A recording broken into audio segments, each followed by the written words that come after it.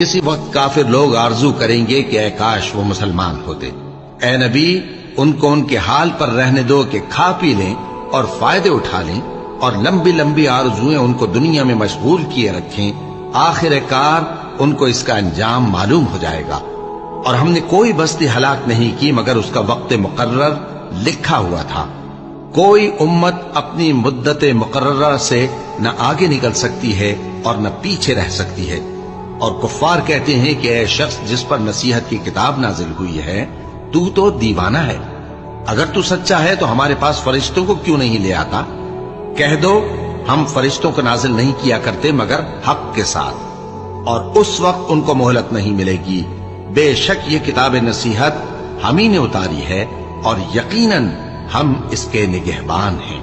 और हमने तुमसे पहले के मुख्तलिफ ग्रोहों में भी पैगंबर भेजे थे और उनके पास कोई पैगंबर नहीं आता था मगर वो